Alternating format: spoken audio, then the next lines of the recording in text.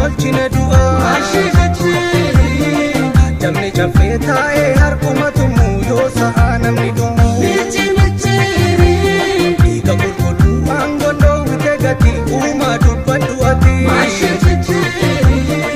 manni nagaa daaree nuffe dararaa baay'ee nama mararaa rooba shanii tokko quufaa humna abdatu kiyyisiisa gurra qabatu kan lubbuu namaatti taphatu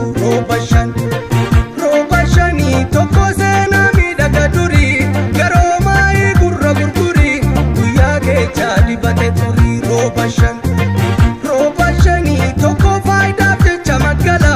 gadi dhaabaan qabu amala yeroo faana gara gaggala rooba shanii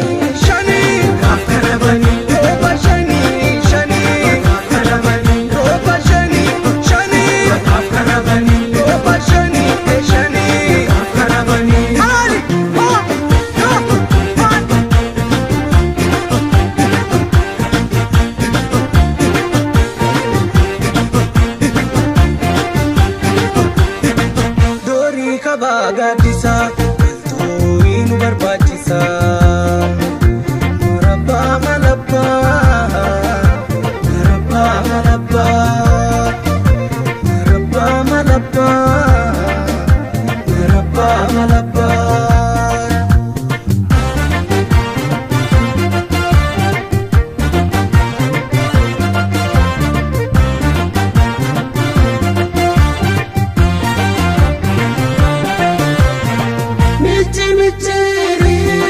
yatti hurrii buusee dukkanni mukoo keechaa gannaqe buboo shabu dhugaa moo'ee akka lalisu haalee haalli nambisu danda'ii garaa haadhaa obsi gungumaa yerootii ka hundumaa dhufa abdii waaqaa barri gammachuu dabareen galata galchuu fuullicha gadaa saanqaa baladan qarii daabee galmi shaggarii